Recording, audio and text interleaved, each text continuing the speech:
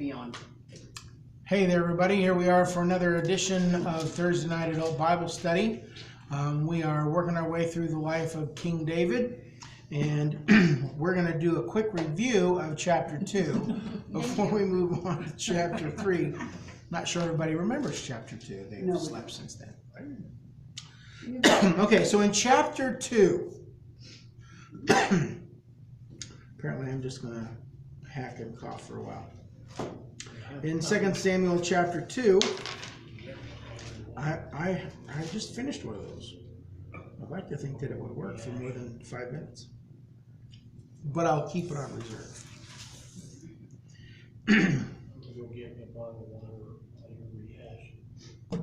Okay.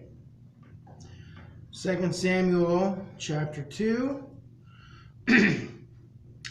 David asks the Lord, "What should I be doing? Where should I go? What do I need to do?" It's nice that we see David asking the Lord what his next move should be. We haven't seen that for a brief period of his life here, where he either has been very quiet about it, or it hasn't happened because he's been too busy, chasing down Amalekites. So anyway, David asks what he should do, if he should go to Hebron, and the answer is yes. And so one of the first things that he does from his new capital in Judah, which on our handy dandy map here, Hebron is right there, right beside the H of Judah, just directly west of the Dead Sea. Gibeah, where Saul has been reigning from, is more up here, and some of the new administration, Saul's son, has been way over there by the Jabbok River over on the other side of the Jordan. So there's a pretty good spread of space between them. In verses 4 to 7, we see a good move, both a godly move and a wise political move from David. You'll remember that the people of Jabesh Gilead, back after the battle of Mount Gilboa, where Saul and his sons were killed, the people of Jabesh Gilead went and rescued the bodies of the royal family, brought them back home, cremated them, and buried their bones, remains there, so they couldn't be humiliated or desecrated in any further way. So David goes to the people of Jabesh Gilead and really sort of blesses them for their blessing to Saul and his family, which ends up being a blessing for all of Israel. Politically, it's a good move. It is the right move for David to make, because now he's got these people from Jabesh Gilead who are up in the north. See, right up there, above the Jabbok River. There's Mount Gilboa here. I like when it's wheels better. Here's where the battle took place. The people from Jabesh Gilead came across the Jordan, rescued them, brought them home, buried the bodies. So David sends word to them, promising blessing. So he's really establishing some good ties with tribes from the far north of Israel, because right now he is just king over just Judah. Okay.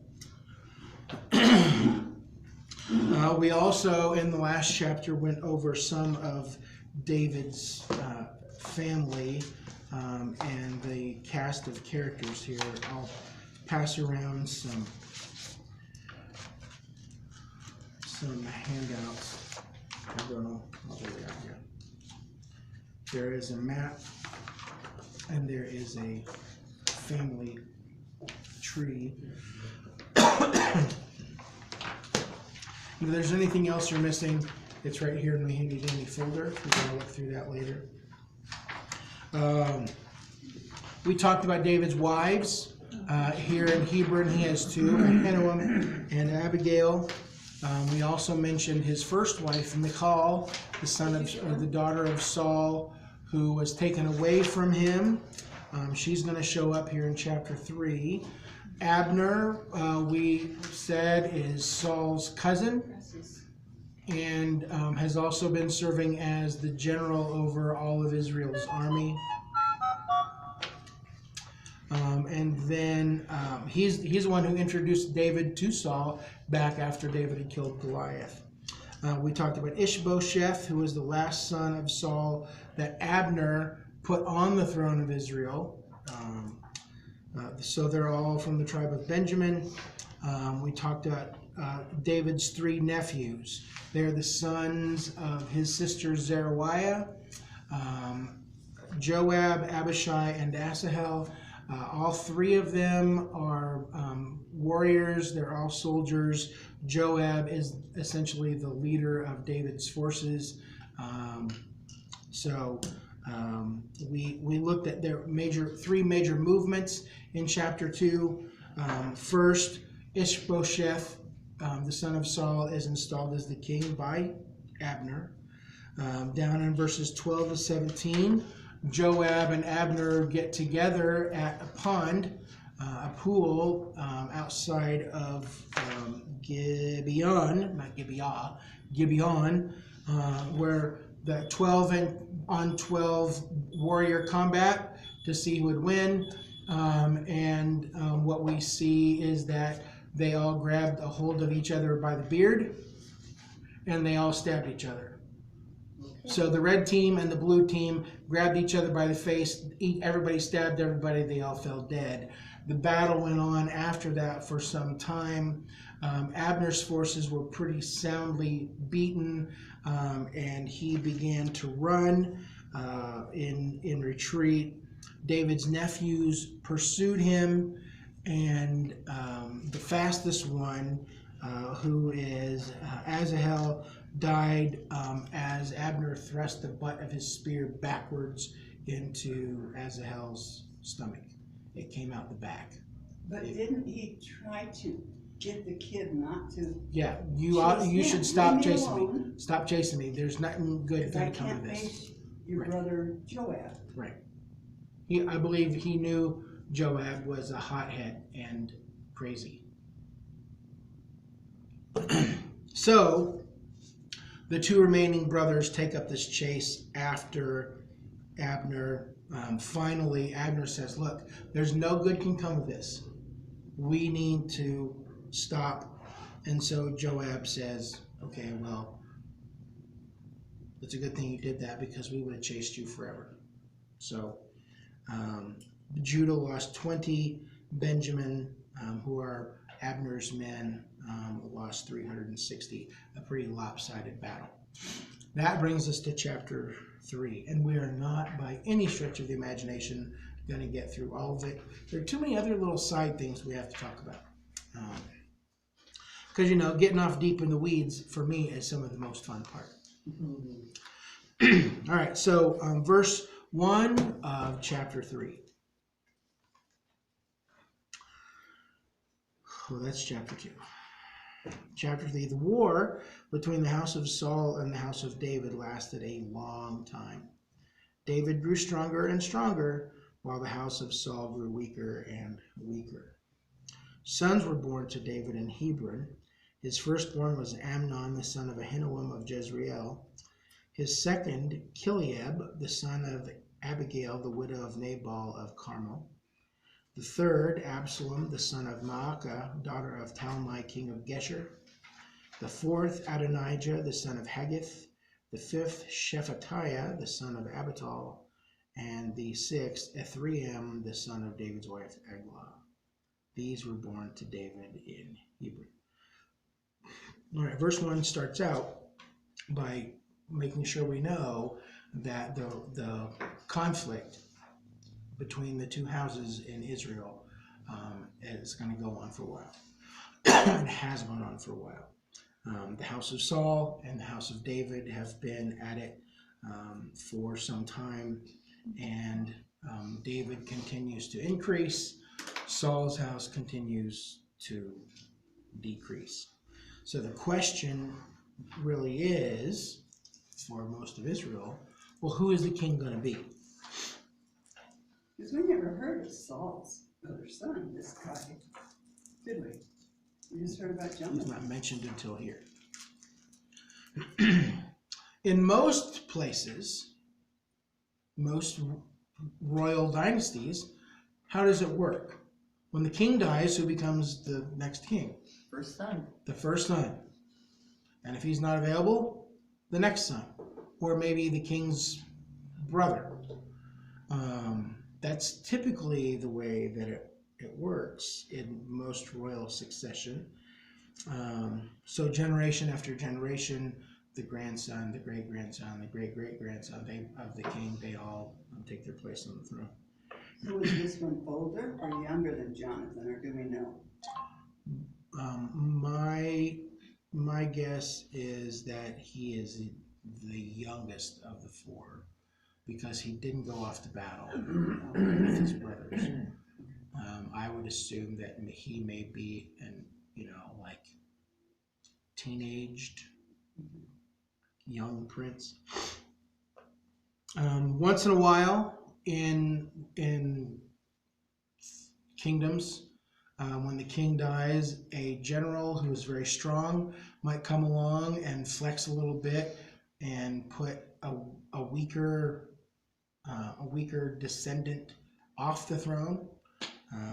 We certainly have seen that happen in Israel's history, especially during the period of the judges. That was the way that God ruled Israel for years and years and years.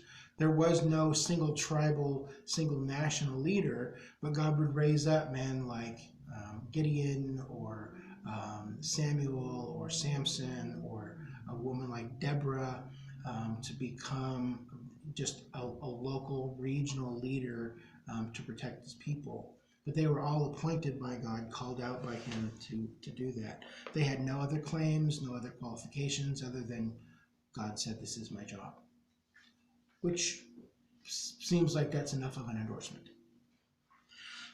So right here in 1 Samuel 3 or 2 Samuel 3, we really kind of have all three of those scenarios going on. Saul's remaining son Ishbosheth has been installed as the king of Israel by his older cousin Abner, who also happens to be the general of the Israelite army. It has kind of appeared in chapter 2 and 3 that Ishbosheth really is not much more than a figurehead. It may be because he's so young. Maybe he's not even a teenager. We don't really know. We don't have an age here, but Abner is clearly calling the shots. And then we've got David, who was selected by God, anointed by God to be the ruler of Israel, who at this point has only been crowned the king over Judah by the people of Judah around Hebron. So verse 1 tells us in the midst of this situation that David is growing and the house of Saul is fading. And so to kind of underscore the difference in the two houses, where who's Saul's successor? Well, I guess it has to be Ishbosheth. But what about after him? I don't really know. The narrator gives us here a little bit of David's lineage here, his family. So it lists them in order of birth, but it also gives us the name of their moms. So the first one born is Amnon, who is the son of Ahinoam. Then there is Kileab, who in another place is called Daniel. Clearly Daniel is his actual name, but Kileab is a nickname that means something, I believe, along the lines of spitting image of his father. Looks just like his dad, maybe sort of like Junior or Dave too. Anyway, we don't read a whole lot about him. It's possible that he died very young. Then there is Absalom, the son of Maacah, who is a princess from Geshur. Adonijah, who is the son of Haggith. Shephatiah, the son of Abital, and Ithream, the son of Eglah. So just kind of giving you a little look ahead. Sons number 1 and 3, Amnon and Absalom, both prove themselves to be totally unworthy to reign. And God disqualifies them and they are eliminated. Solomon, who is not in this list because he hasn't been born yet, and Adonijah, both are pushing for the throne when David dies. Obviously, Solomon wins. This is not an exhaustive list. This is very condensed. It tells us that these are the sons who were born to David while he is at Hebron. He is at Hebron for 7.5 years. So 6 sons in 7.5 years from 6 women. He's busy. And again, we're assuming this is not the full list of his children. There are no girls listed here, and we know that he has many other children as well. Because obviously the 10 concubines must have had several. Sure. These are the firstborn. So whereas Saul's heir is not the firstborn, he's just the last one alive. David has multiple firstborns with multiple women. And we should say a little bit about concubines here. We probably don't really fully understand what concubinage is because there is nothing like that in our culture. In Western European culture, this doesn't happen. But in the ancient Near East, it was not an uncommon occurrence. A concubine is a woman who is not 100% fully formal wife, but she has legal status in a family, and obviously they share the sexual attentions of the husband. Okay, so they are a part of the family. They're not fully a wife, but they have some kind of status in the family. Privileges of the wife? Well, the husband's privileges of the wife. Oh. Probably not like equal to those that he had fully formally married, but they still would have had some sort of influence. Lesser authority than a wife. I mean, he liked the wife enough to put a ring on it. He just added the concubines to the house. But he didn't have concubines when he got to Hebron, right? He just had the 2 wives. We don't have that information. All they ever mention up to that point are the 2 wives, Ahinoam and Abigail. So what about the concubines' children? The concubines' children, do they count as part of the house of David? Nope. Yes. They're the thing that's surprising to me. We'll get back to the kids. The thing that's surprising to us and me is that there's not necessarily any kind of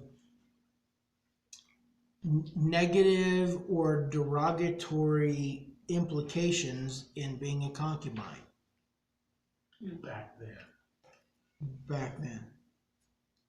They're would be no looking down noses and brushing them off and relegating them to the basement or the kids' table at Christmas. I mean, they're All part of the house. apparently it's a really okay with everyone. It's hard to imagine that in our circumstances.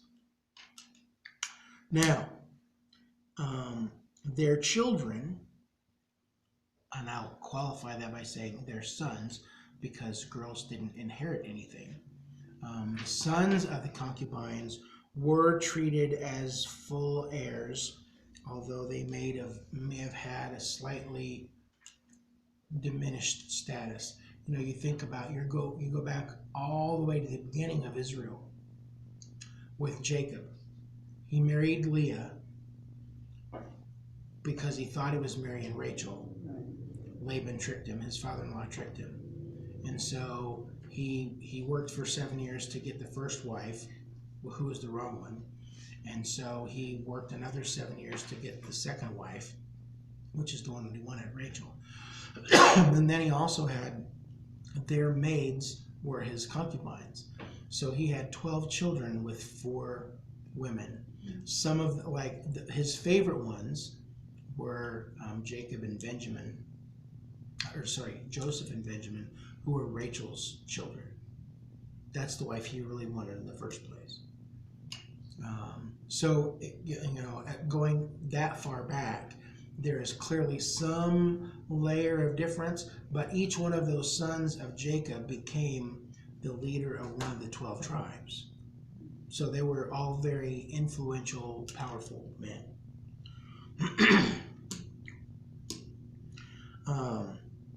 So we have to know a little bit about concubines because one of them is going to come up as a big deal here in just a minute.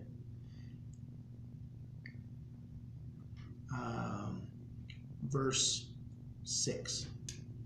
During the war between the house of Saul and the house of David, Abner had been strengthening his own position in the house of Saul.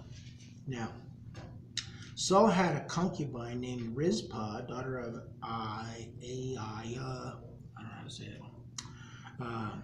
Aiah and Ishbosheth, the king, said to Abner, his cousin uncle, general, "Why did you sleep with my father's concubine?" Okay. The text tells us that Abner has been strengthening his position in Saul's house. There are some translations that put it this way: Abner took complete control in the house of Saul. Ishbosheth is doing a lousy job. Abner has been around for decades. He's just going to make all the decisions. He has been faithful to Ishbosheth. He put him on the throne, I'm sure, because he knows that he can get away with pushing the young man around. But that's about to change. The final showdown centers on Saul's concubine, Rizpah. So in the ancient Near East, it would not have been uncommon. Actually, it would have been pretty typical that when one king died or was removed from the throne, that the next king would not just inherit the kingdom, but everything in the king's house, including wives and concubines. But he wasn't legally married to them. He just inherited them, right? Right. They're not wives. They're just Concubines. family members, household members.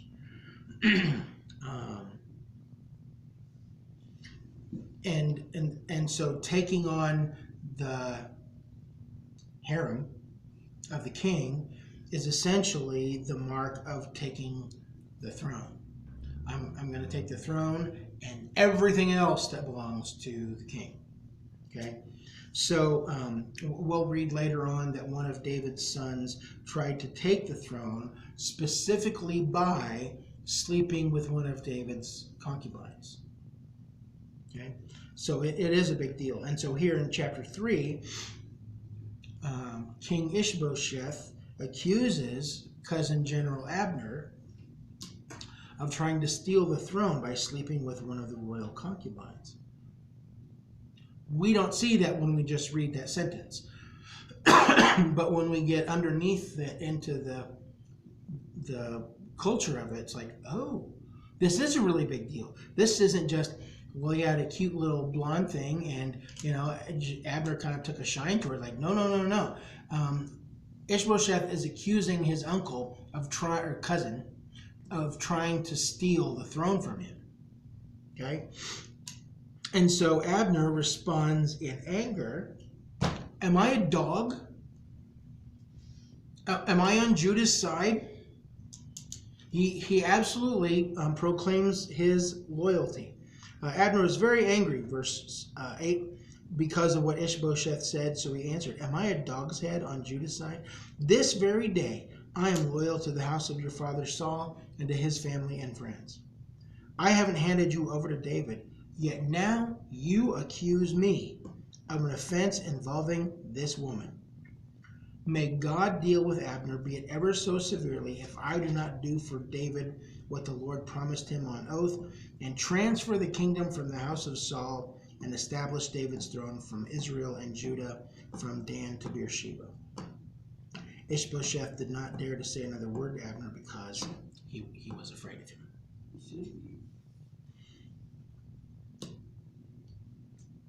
I think it's interesting that Abner doesn't really answer the accusation. Right, really.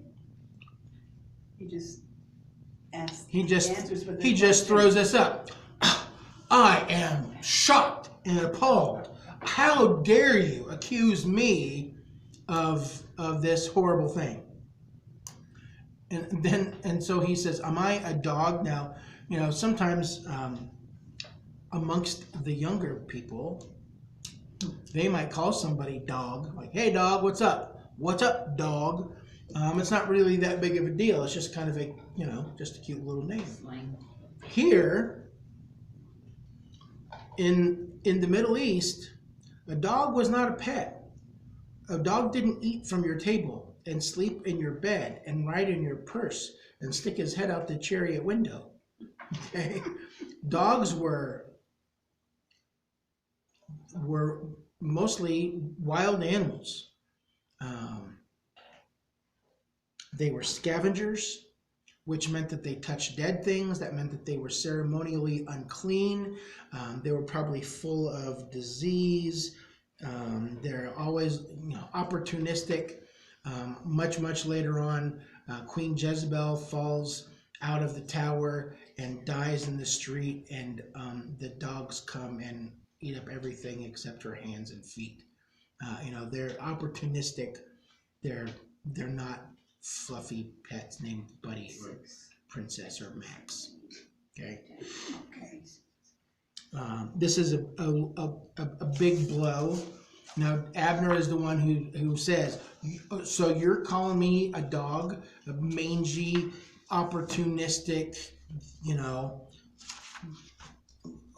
old creature run around,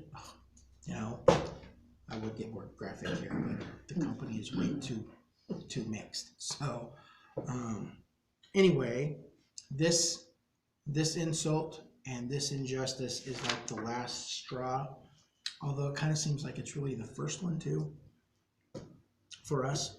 And so Abner declares from that moment on, he is going to do whatever he can to put David on the throne as God intended. Look at verses 9 and 10 again. May God deal with me, be it ever so severely, if I do not do for David what the Lord promised him on oath, and transfer the kingdom from the house of Saul, and establish David's throne over Israel and Judah. Well, he's been with Saul this whole time.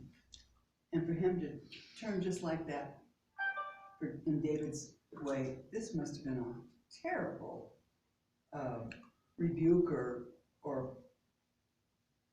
hurt his feelings, or it had to be serious. I think that is definitely a possibility. I also sort of wonder if Abner very hastily put his first cousin once removed, or whatever it is, Ishbosheth on the throne, thinking this is going to be good, and he has watched him and gone, oh, holy cow, this guy is a disaster walking. You said through this whole time that Saul's forces or whatever weakening, And Abner had to have seen that as they got weaker and weaker, that David was supposed to be the one taking over. Is it possible that he knew exactly what he was doing with Ishbosheth, that he was weak, and so that put him in a position to be able to deliver the kingdom to David? Because there was no other strong Yes, person. or he believed that it would be possible to really just rule with Ishbosheth as the Figurehead. face of the kingdom. So then this might, so then you're saying, even though there's some left out here, this was the last straw, and Abner is just done with Saul's Yeah. family. I believe that the handwriting is on the wall, and Abner has seen. I don't think this is going to work out the way I planned. Did Abner become any kind of, Are you going ahead again here, Susan? sorry, See, you're always asking the right question one paragraph too soon. I saw you. You shouldn't be sorry. It's a good thing. You're what actually the transition that moves us from where we are to the place that we would like to go. Okay, let's go there. Usually. Okay. One Just- question. Okay, go ahead. Was Abner aware that, well, he must have been, because he said that I'm gonna give it to David because that's what the Lord wanted. So he must have been aware or around. I think when he's- David was yeah. anointed. Yeah. Okay. One other thing that he says in his little rant against Ishbosheth is that he's going to give the whole kingdom from Dan to Beersheba to David. So Dan is the farthest north that you can be and still be in Israelite territory, and Beersheba is all the way here at the very southern border of Israel. So he's just making sure Ishbosheth understands, I'm giving it all to him. He's going to be the king of everything. You will be the king of nothing.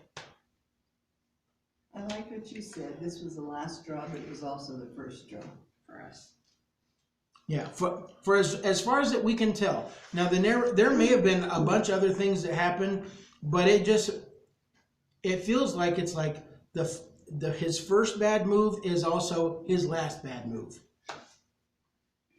Where in the world do you get off telling me that I've done something wrong, that I'm trying to steal the kingdom? I put you on the throne, knucklehead. So he makes the speech. I'm going to do everything in my power, and may God deal with me if I don't give the throne over to David. So he sends word. I guess we should take a look at that here. He sends word to David that we'll read about just right now. Abner sent his messages, verse 12, messengers on his behalf to say to David, whose land is it?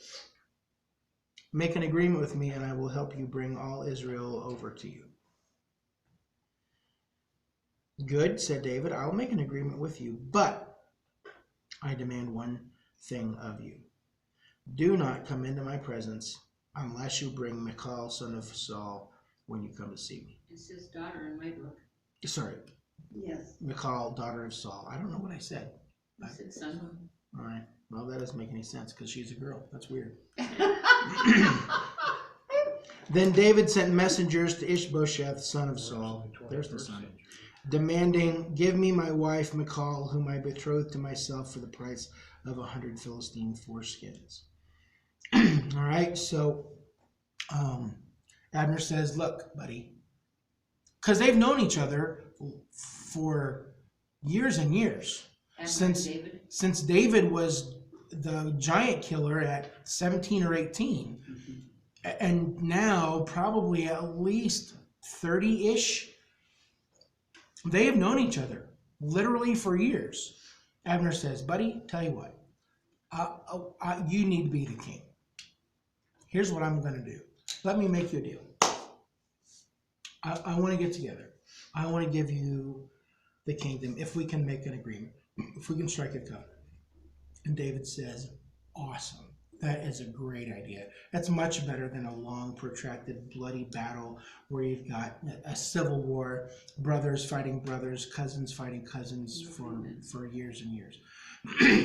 So, David stays in the capital in Hebron, in Judah, and Abner and his men will come to David in Hebron. And I don't know if David intended for that to make a huge political statement. If he didn't, he fell into a beautiful one. I mean, it's just exactly the right kind of optics, the word we use now, that that the new king should have. I'm the king. And so if you want to talk, you come to me. I'm not coming to you. But that wasn't a coincidence. Probably not. We don't get to see all of David's brain Somebody working behind here. else was controlling all this, Yeah. weren't they? And what's the condition? Don't you come to Hebron unless you have my wife. Yeah, well, there was two there, There's no such thing. specifically, and he, because he kind of thought he had him over a barrel. He was the first. Abner made the request first, so he says, okay, but you gotta come to me, and you gotta bring my wife. If it gets acquiescence, he's already topped off. Yeah. Give me my wife. Oh. Who's saying that? David. Give me my wife? Yeah. Because just to remind you, refresh your brain, that way earlier, after Saul got crossways with David, he took his daughter, Michal, away from David and gave her to another man, Paltiel, to be his wife. David and Michal, they were deeply, madly, passionately in love. She loved David. She had David posters all over her room in the castle before they ever got married. With that? I'm sure. And then they got married and everything was great, and Saul said no. And to punish David, he took the daughter His daughter? It away. was Saul's daughter? His own daughter, like, I'm giving you to somebody else. So David's position is pretty solid. Look, Michal is my wife. I paid the dowry. I paid the bride price, which is gross. And she was unfairly taken from me. She was stolen away. And so that's what he tells General Abner, don't come unless you bring her. And so then David sends word to Ishbosheth, to Michal's brother, and says, I want her back. She's mine, and you know it. You were at the wedding. She belongs to me. I want her back. And again, David's power, the David train is rolling bigger and faster and stronger, and the Ishbosheth train is losing steam quickly. And because he doesn't have anything else to do, Ishbosheth sends word that Michal is supposed to go back to David. Now, that might sound kind of harsh to us, this whole deal. Clearly, it is not very 21st century America thinking, because, you know, everybody gets to choose and everybody is in charge of their own destiny and rugged individualism, and you can't tell me what to do, and I wanted to marry for love, not for political expedience. We don't really like most of this whole deal. But just remember, Michal was taken from David, whom she dearly loved. She has been married to this other man, Paltiel, for maybe even as long as a decade. We don't really know exactly how long, but it's been years. And now she's being taken away from that husband. Going back to David. Going back to her first love. Paltiel is David devastated. Ishbosheth gave orders and had her taken away from her husband Paltiel, son of Laish. Her husband, however, went with her. weeping behind her all the way to Bahurim. Then Abner said to him, "Go back home." So he went back. It's pretty cut and dry, isn't it? Yeah. Go home, okay. I didn't care that much anyway. And we would say, "Oh, how rude. I mean, she had to go through this again. She's had her marriage broken up." Okay, well, just remember, she should have never been married to him in the first place. She was married to another man. I don't feel too bad for Paltiel. In my movie, in my head, he is an over-the-top, man bun wearing, skinny jeans guy. With black fingernails. Yeah, he's a disaster in my movie. You can play it however you want, but he's a hipster in mine. Exactly. I do not feel too bad for him here. It's a shame it didn't happen earlier. And so after a little bit of that nonsense, the old great general said, "Enough. Go home. Put on your big boy pants. Get out of here. She has to go." Okay. And so, after Paltiel tucks tail and runs home, weeping and He probably sobbing. had other wives anyway. He may have. I mean, you wouldn't just give your daughter the princess to just any doofus anywhere. He's probably not like a farm kid. He probably has some kind of influence and power. So that's probably a fairly safe supposition. There may have been other wives and other family. And so now that Abner has Michal in the entourage, they start heading west and south. And on the way, we read that Abner is conferring with the elders of Israel, verse 17, and said, "For some time, you all have wanted to make David your king. Now do it. For the Lord promised David, by my servant David, I will rescue my people Israel from the hand of the Philistines and from the hand of all their enemies." Abner also spoke to the Benjamites in person. Then he went to Hebron to tell David everything that Israel and the whole tribe of Benjamin wanted to do. When Abner, who had 20 men with him, came to David at Hebron, David prepared a feast for him and his men. Then Abner said to David, "Let me go at once and assemble all Israel for my lord the king, so that they may make a covenant with you, and that you may rule over all that your heart desires." So David sent Abner away, and he went in peace. Okay, so Abner is clearly a very politically astute, insightful man. I believe he has seen what kind of a ruler Ishbosheth is going to be. He recognizes that David is a much better choice. He at least is a warrior. He is powerful. He is popular. He is loved by the nation, and clearly has God's blessing. And so all during this trek, and maybe before, Abner has been having these conversations with the leaders of the rest of the tribes. Look, David is clearly God's man. He was anointed to be the king of all Israel. He is a great warrior, he is a great leader, and he writes some really great songs too. This is a good choice for all of us.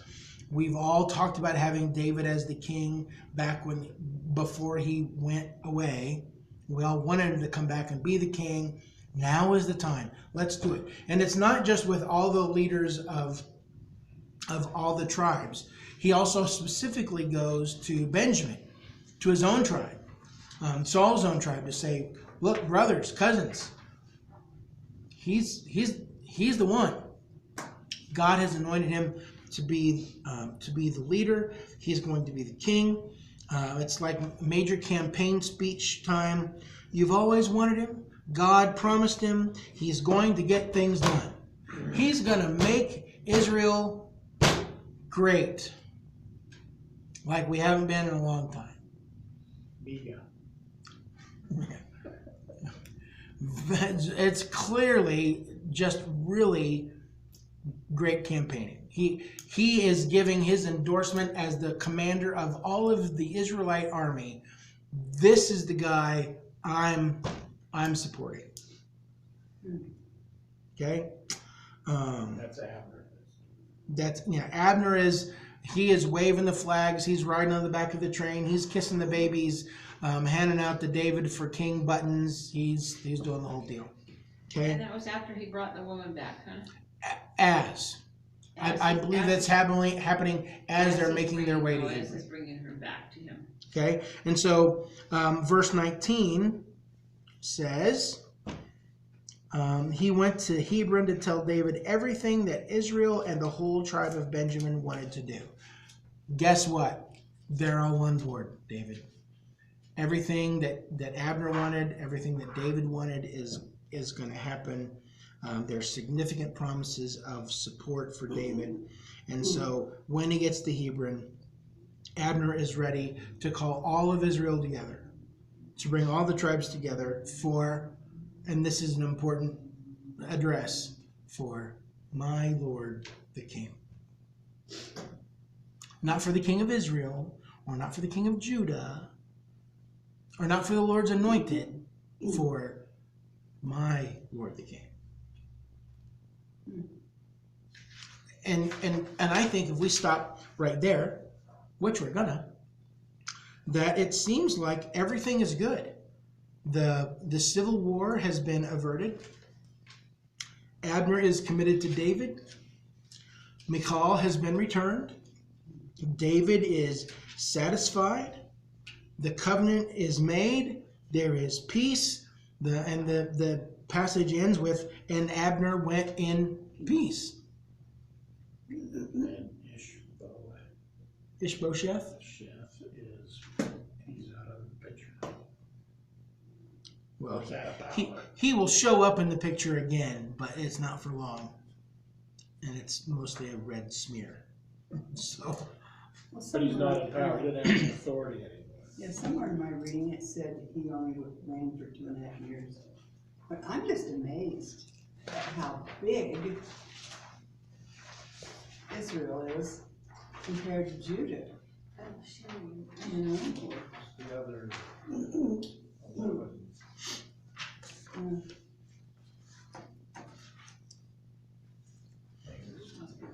So the pink is only one tribe, the Judah, yes. right? Well, initially, the tribe of Simeon would have been down below there as well.